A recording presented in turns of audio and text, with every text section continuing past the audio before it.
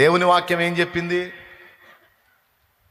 మీలో ఎవరికైనా తల్లిదండ్రి ఉంటే వాళ్ళని సన్మానించాలి, గణపరచాలి, ప్రేమించాలి, ఆదరించాలి అని దేవుని వాక్యం చెప్తుంటే మీరేం బోధించారా? పారంపర్య ఆచారము మీ బొందాని. తల్లిదండ్రులు చూసంట, అమ్మా నాన్న నా వలన నీకేది ప్రయోజనమో అది దేవార్పితం, కోర్బాను అని చెప్పిన ఎడల ఇక వాళ్ళకి మీరేం సేవ చేయనక్కర్లేదని బోధిస్తున్నారు. ఎవడు చెప్పాడరా? ఇది మీరు కల్పించారా? దేవుడు చెప్పాడా? దేవుడు ఏం చెప్పాడు? నీ తల్లిని తండ్రిని తప్పనిసరిగా సన్మానించమని చెప్పాడు. కానీ మీరేం చెప్తున్నారు? తల్లిదండ్రులను చూడాల్సిన అవసరం లేదు, వాళ్ళని చూసి నా వలన నీకేది ప్రయోజనమో అది దేవార్పితం అని చెప్తే వాళ్ళని మీరు చూడకపోయినా పర్వాలేదు అని బోధిస్తున్నారు. ఎవడు చెప్పాడు అని నిలదీశాడు యేసయ్య. అంటే అదొక ఆచారం పెట్టారన్నమాట. ఈ ఆచారాల్లో ఇంకొకటి ఏంది? చేతులు కడుక్కొని తినాలి ఒక ఆచారం. ఒక ఆచారం ఏమో తల్లిదండ్రుల్ని చూడాల్సిన అవసరంలా. అట్లా రకరకాల ఆచారాలు పెట్టి అసలు వాక్యాన్ని పక్కన పెట్టారు. దరిద్రులారా అని తిట్టాడు. ఇకపోతే ఇదే సందర్భంలో ఇంకొక విషయం కూడా చెప్తున్నా. ఇప్పుడు కొంతమంది మాల వేసుకుంటున్నారు, యేసు ప్రభు మాల. ఆ వరుసలో వస్తున్నా, దేవునికి స్తోత్రం. ఏంటిది? యేసు ప్రభు మాల. నాకు తెలిసి వేసుకొని వచ్చిన వాళ్ళు ఇప్పుడు ఇక్కడ కూటంలో కూడా కూర్చొని ఉండొచ్చు, ఎందుకంటే వాళ్ళకి నా మీద అభిమానం. ఆర్సీఎం చర్చికి పోతానే అప్పుడప్పుడు ఇటు కూడా వస్తారు, ఎందుకంటే శాలేమన్ అంటే వాళ్ళకి అభిమానం. థ్యాంక్ యూ, నేను కూడా సంతోషంగా స్వాగతిస్తా, ఏం ప్రాబ్లం లేదు. ఇప్పుడు బైబిల్లో ఎక్కడా కూడా 41 రోజులు దీక్ష తీసుకొని ఆ 41 రోజులు ఒక ప్రత్యేకమైనటువంటి డ్రెస్ ధరించుకొని ప్రత్యేకమైనటువంటి ఆచారాలు పాటించమని ఎక్కడా లేదు. పాత నిబంధనలోనేమో నాజీరు వ్రతాన్ని గురించి కొన్ని విషయాలు ఉన్నాయి, క్రొత్త నిబంధనలు అవి కూడా లేవు. కానీ ఇప్పుడు క్రైస్తవులుగా పరిగణించబడుతున్న వాళ్ళలో కొంతమంది మాలేసుకోవటం చూస్తుంటే నాకు నా గతం గుర్తొస్తుంది. ఎందుకంటే నేను లోకంలో ఉన్నప్పుడు 5 సార్లు మాలేసుకున్నా.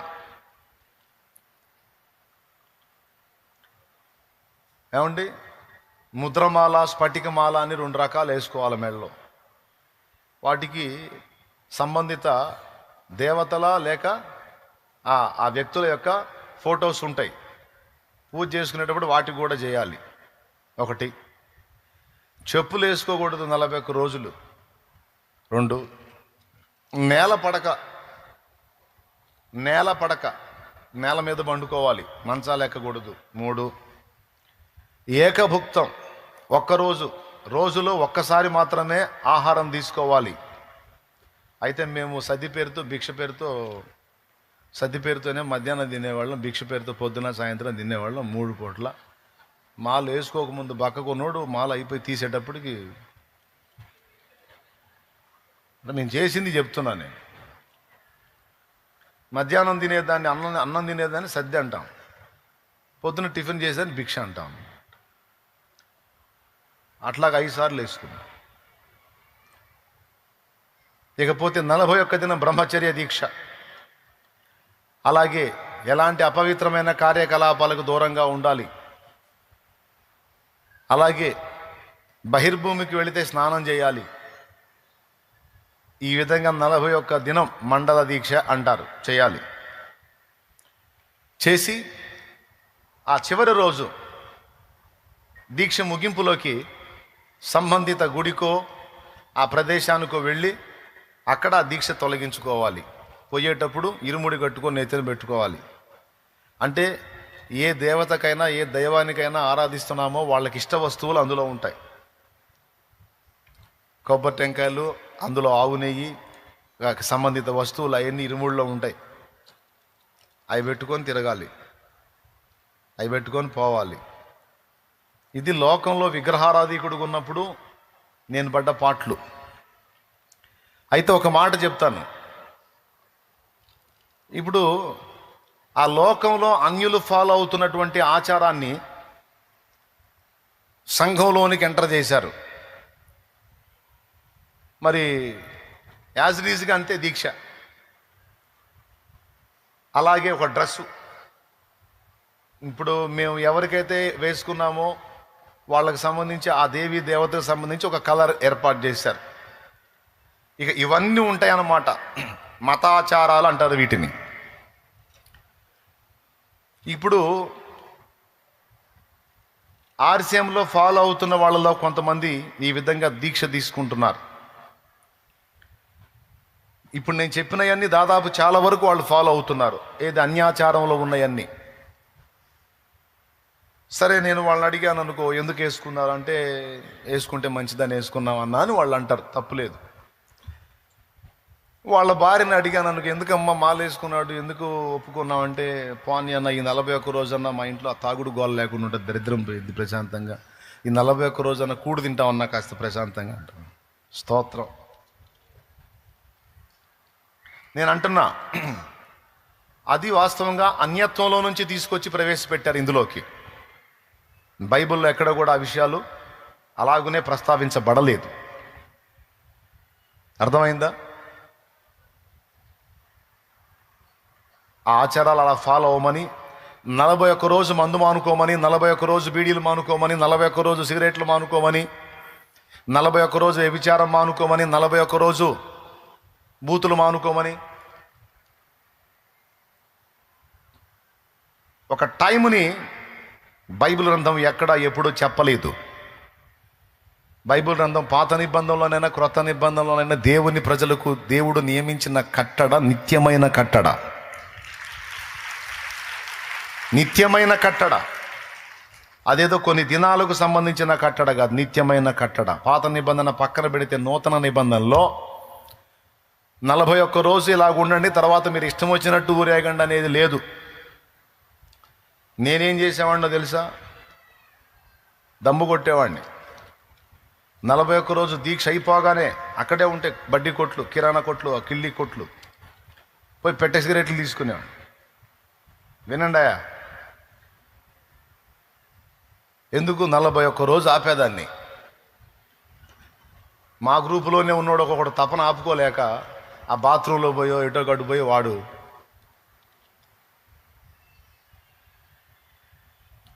అంటే ఒక వ్యసనాన్ని, వినండి, ఒక వ్యసనాన్ని 41 రోజు ఆపుకుంటే సరిపోయిద్దని చెప్పాడా బైబిల్లో ఎక్కడన్నా? 2002 ఏప్రిల్ 17వ తారీఖు బాప్తిస్మానికి పోయినప్పుడు దేవుడు నాతో మాట్లాడింది ఏంటంటే, ఇది 41 రోజు దీక్ష లాంటిది కాదా, ఇది బతుక్కాలం దీక్ష. ఇదేం దీక్ష? బ్రతుక్కాలం దీక్ష. నేను అంటున్నా, మొత్తానికి 41 రోజు అయితే అట్లా ఉండాలని సాహసం చేశారు. అసలు ఈ 40 రోజుల దీక్ష కూడా ఎందుకు పెట్టారో తెలుసా? వాళ్ళు ఒక సైంటిఫిక్ రీజన్ కోసం పెట్టారు. హ్యూమన్ సైకాలజీ ప్రకారం, ఒక మనిషి సైకాలజీ ప్రకారం ఒక పనిని రోజు చేస్తూ చేస్తూ చేస్తూ 40 దినాలు కానీ కంటిన్యూగా చేస్తే ఇక ఆ తర్వాత ఆటోమేటిక్గా అతడు దానికి అలవాటు పడిపోతాడు, ఆ ప్రాచీన విధానాలు మారిపోయి ఒక నూతనత్వంలోనికి వస్తాడు అనేది సైంటిఫిక్ రీజన్. దాన్ని బట్టి 41 రోజులు అని పెట్టారు. కానీ నేను చూసినంత వరకు పొరపాటును కూడా మారలేదు, ఎందుకంటే నేనే మారలేదు కాబట్టి. అర్థమైందా? నేనే మారలా. మళ్ళీ డౌట్ లేకుండా ఇదిగో వేసుకున్న ప్రతిసారి ఇదొక పని, మళ్ళీ చేతిలో కర్పూరాలు కాల్చడం, హ్యాండ్ మధ్యలో ఒక చుక్కలా కనపడుతుంది చూడండి, అది కర్పూరం కాల్చుకున్నది. స్పూనుల్లో చెంచాల్లో కాకుండా అరిచేతిలో కర్పూరపు కణిక పెట్టుకొని దాన్ని ముట్టించి తిప్పా. భక్తి, పరమాత్మ సాక్షాత్కారం. సరసర సరసర చర్మం అంతా చేయంతా నిలువున కాలిపోతున్నా సరే నా భక్తికి మెచ్చి పరమాత్మ సాక్షాత్కరిస్తాడేమో అనుకుని అక్కడ చేస్తే ఈ పరమాత్మ సాక్షాత్కారం అయ్యాడు. ఎవరు సాక్షాత్కారం అయ్యారు? ఒరే పిచ్చోడా,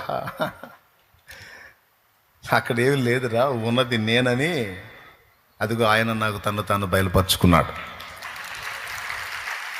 యేసు ప్రభు మత్తయి సువార్త 11వ అధ్యాయం 28వ వచనం నుంచి కిందికి చదివితే ఒక అద్భుతమైన మాట అన్నాడు. ప్రయాసపడి భారము మోయిచున్న సమస్త జనులారా నా యొద్దకు రండి, నేను మీకు విశ్రాంతి కలుగజేతును. నేను సాత్వికుడను దీన మనస్సు గలవాడను గనుక మీ మీద నా కాడి ఎత్తుకొని నా యొద్ద నేర్చుకొనుడి, అప్పుడు మీ ప్రాణములకు విశ్రాంతి దొరుకును. ఏలయనగా నా కాడి సులువుగాను నా భారము తేలికగాను ఉన్నవి. అది మాలేసుకున్నప్పుడు చలికాలం చలి పుడుతూ ఉంటుంది, అప్పుడు పోసుకోవాలి సన్నీళ్ళు. మళ్ళీ వేడి నీళ్ళు పోసుకోకూడదు, సన్నీళ్ళ స్నానం చేయాలి. నా యేసయ్య సన్నీళ్ళ స్నానం చలికాలం రోజుల్లో తెల్లవారుజాము చేయమని చెప్పలా. స్తోత్రం, హల్లెలూయా. నువ్వు మామూలుగా చేసే స్నానం చేయరా, కానీ తెల్లవారుగానే ముందు మోకాళ్ళు వేసి ప్రార్థనలో నన్ను కలుసుకోమని చెప్పాడు. మోకాళ్ళుని ప్రార్థన అయితే చేస్తాం, కానీ స్నానం చేయాలంటే కష్టంగా. నా కాడి సులువు నా భారము తేలిక. కాళ్ళకు చెప్పులు లేకుండా తిరగమల్లా వేసుకొని తిరుగు, కానీ మందిరంలో చెప్పులేడు. స్తోత్రం, అర్థమైందా? నా కాడి సులువు నా భారము తేలిక. నేల మీద పండుకో, చెవుల్లో కాళ్ళ జర్లు పోయినా పురుగులు పోయినా అట్నే సావు అని చెప్పలా. మంచం మీద పండుకోనాయన అన్నాడు. దావీదు అన్నాడు, నేను పరుండి నా పడక మీద ధ్యానించేదను, నిన్ను గూర్చి ధ్యానించేదను అన్నాడు. స్తోత్రం. నువ్వు మంచం మీద పండుకుంటాను, డై కింద అల్లా పండుకోరా బాబు, పండుకో, పర్వాలేదండి.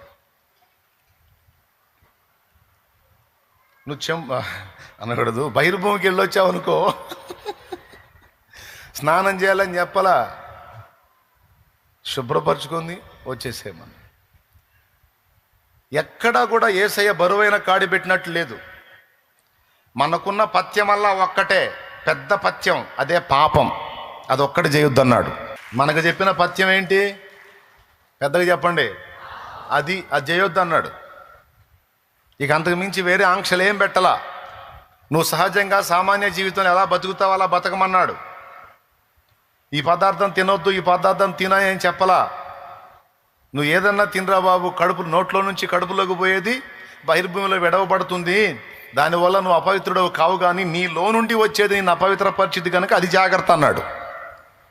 ఎక్కడ కూడా యేసయ్య బరువైన కాడి మోపినట్టు మనకు కనబడదు.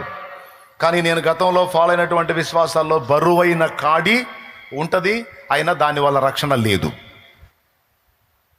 కాడి బరువు మళ్ళా రక్షించే కాడి కూడా కాదది. ఇక్కడ కాడి సులువు, భారము తేలిక అండ్ రక్షిస్తుంది. నేను ఇక్కడ ఉన్నటువంటి వాళ్ళలో మాలేసుకున్న వాళ్ళు కూడా చెప్తున్నాను ఏంటంటే, కూటమైనా కనపడుతున్నారు నాకు, అందుకని చెప్తున్నాను, బ్రదర్స్ మీరు తప్పు చేశారని నేను చెప్పట్లా, మీరు తప్పు చేశారని నేను చెప్పట్లా. కనీసం ఒక 40-41 రోజు యేసు ప్రభులో ఉండాలని మీరు కోరుకున్నారు. నేను చెప్పేది ఏంటంటే, ఆ వేసుకున్న మాలేదో పర్మనెంట్గా వేసుకోండి అని చెబుతున్నా. 41 రోజుతో ఆగిపోవద్దు. పర్మనెంట్ మాల ఏంటంటే బాప్తీసం. అది పర్మనెంట్ మాల ఏంటంటే బాప్తీసం. ఎటుకూడి 40-41 రోజు ఆ దరిద్రాన్ని వదిలేసావుగా, పీడ పోయిందిగా, ఆ తాగుడు, ఆ వ్యభిచారం, ఆ పాపిష్టి వ్యవహారం, ఆ దరిద్రం, చండాలం అంతా వదిలేసావుగా. ఈ పట్టుపట్టిక అలాగనే కంటిన్యూ అయిపో, రా బాప్తీసం ఇస్తా, ఇక అట్లనే కొనసాగు. కంటిన్యూ అయిపోనా, కంటిన్యూ అయిపో. ఇక మనకి డ్రెస్ కోడ్ కూడా ఏం లేదు, నువ్వు ఏ బట్టలు వేసుకున్నా పర్వాలా. ఇప్పుడు నేనేదో ఇప్పుడు తెల్లవి దొరికిన వేసుకున్నాను, చిరాకు పుట్టిందను కలర్ వేసుకొని వస్తాను, నేనేమి వెనకాడను, కలర్ వేసుకొని వస్తా. తెల్లదే వేసుకొని నిలబడాలని రూల్ ఏం లేదు. కాకపోతే కలర్ వేసుకోవచ్చు అన్నానని కొంతమంది మరీ వికారపు డ్రెస్సులు వేసుకుంటున్నారు కాబట్టి కొంచెం అవి చూసుకోండి అని చెబుతున్నా. అర్థమైందా? ఆడవాళ్ళు మరీ వికారపు చేష్టాలు చేస్తారు కదా మరి కొంతమంది అయితే, అందుకని అమ్మ కొద్దిగా భక్తురాలివి నువ్వు, ఆ సంగతి మర్చిపోవద్దని చెబుతున్నా. అది మీకే కాదు, పబ్లిక్లో లక్షల మందిలో పాస్టమ్మలు కూడా చెప్పా, కట్టుకునే వస్త్రం జాగ్రత్త తల్లి అని. స్తోత్రం. నువ్వు వైట్ వేసుకుంటావో కలర్ వేసుకుంటావో, కానీ దేహం మొత్తం కప్పుకునేటట్టు జాగ్రత్తగా చూసే వాళ్ళకి ఆ దేవుని భక్తి కలిగిన వాళ్ళు రా అన్నట్టుగా ఉండాలి. నేను ఇప్పుడు చెప్తున్నాను మాల వేసుకున్న వాళ్ళకి, ఇప్పుడు నువ్వు వైట్ అండ్ వైట్ వేసుకోవాలి, బ్లూ కండ వేసుకోవాలి కదా. నువ్వు ఏ కండ వేసుకోకపోయినా పర్వాలా, దొరికితే వైట్ అండ్ వైట్ వేసలేదు, మామూలు వేసుకో, ఏమైనా వేసుకో. దీక్ష మాత్రం కంటిన్యూ చేయాలా. మెళ్ళలో ముద్రమాల స్ఫటికమాలతో నిమిత్తం లేదు, దీక్ష గుండెల్లో ఉండాలి. ఏమిటా దీక్ష? నేను రక్షింపబడ్డాను, ఇక పాపముతో నాకు సంబంధం లేదు, పాపముతో నాకు ఇక ఫ్రెండ్షిప్ లేదు, నేను పాపాన్ని విసర్జించాను, నేను క్రీస్తుకు సొంతమైపోయాను, ఇక నేను యేసుతో కూడా ప్రయాణం సాగిస్తానని తీర్మానం చేసుకొని అది కంటిన్యూ చేయమంటున్నా. తప్పు చెప్పానా? చెప్పలేదుగా. కానీ 41 రోజు మాత్రమే నువ్వు దీక్ష తీసుకున్న తర్వాత మందేసుకోమని చెప్పేది మాత్రం యేసయ్య చెప్పలా.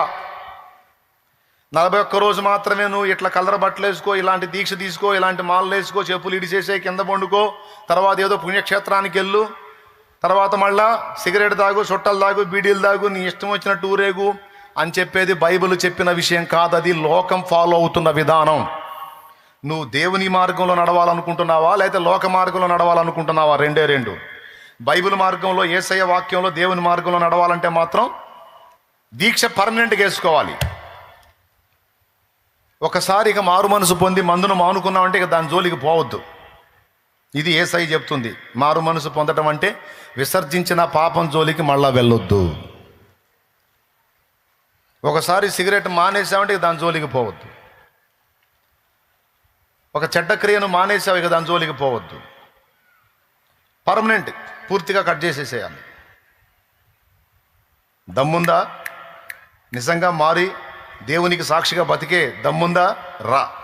ఎవరు చెప్పలా దీని గురించి, నువ్వు ఎందుకు చెబుతావు అంటే వాళ్ళు నా దగ్గరికే దేవుడు పంపిస్తున్నాడు కాబట్టి. దేవునికి స్తోత్రం కలుగును గాక. పాప అమాయక బిడ్డలు, అమాయక మంచి హృదయం కలిగిన వాళ్ళు, నేనంటే చాలా ఇష్టం వాళ్ళకి, తెలుసా మీకు? నన్ను ఎవరన్నా ఒక మాట అన్నా కూడా ఊరుకోరు, కొడతారు కూడా అవసరం అయితే. అంత ప్రేమ నేనంటే. అందుకే మాలేసుకొని కూడా నా దగ్గరికి వస్తున్నారు. అందుకని నేను చెప్పకపోతే వాళ్ళకి ఎవరు చెబుతారు? నేనేం చెబుతున్నానంటే 41 రోజు మారు మనసు కాదు నాయన, లైఫ్ లాంగ్ మారు మనసు. 26వ తారీఖు బాప్తిస్మాలు ఉన్నాయి, అవసరమైతే ఇక అయినా తీసి పక్కన పట్టే శుభ్రంగా వచ్చి బాప్తిసం పొంది ఇక జీవితాంతం అలా స్థిరపడిపో క్రీస్తులో అని చెప్తున్నాను. నేనేమైనా ఎగతాళి చేశానా?